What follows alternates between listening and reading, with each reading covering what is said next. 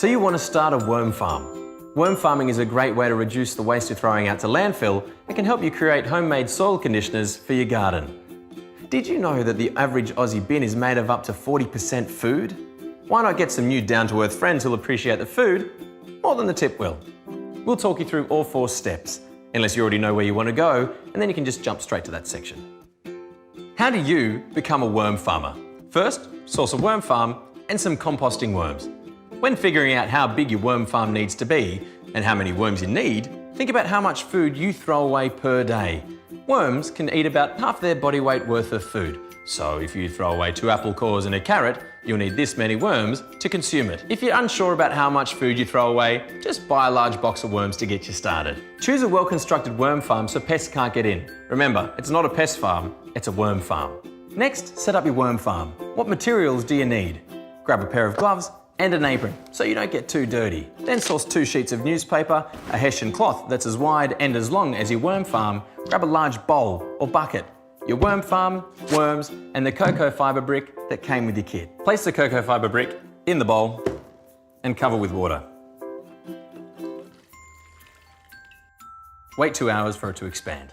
While you're waiting for your cocoa fibre brick to expand, move your worm farm into a cool, dark, dry area away from the hot sun. Place a newspaper on the base of your first working tray. Once your cocoa fibre brick has expanded, grab it out of the bowl and layer it over the newspaper. It should still be quite wet. Add the worms on top of the cocoa fibre and newspaper, keeping any bedding that came with them. Then cover with the worm blanket. Worm blanket can be made out of any old fabric. Today we're using hessian. And now, let your worms settle in for a week.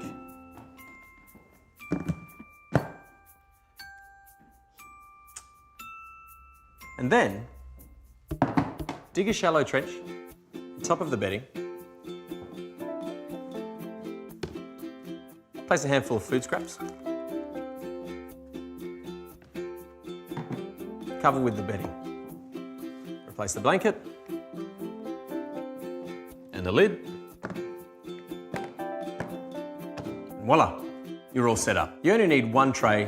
Make sure you feed them regularly. If you feed them huge amounts every week or so, the worms can't get through it fast enough and the food waste goes sour and starts to smell. When you lift the blanket and there's still lots of food scraps remaining, move the food to compost or rubbish to prevent overfeeding or smell.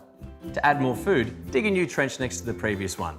Continue this till you reach the end of the farm, then jump back to where you started. There are a lot of different food scraps in the average Aussie kitchen. Here's a list of some that you can feed them. Raw and cooked food, vegetable scraps, coffee grinds, tea bags, and little bits of paper and cardboard. Here are some that you should try and avoid. Dairy, bread, meat, and eggshells. And here are some that you just can't put in. Onions, garlic, uncooked potato skins, and citrus peel.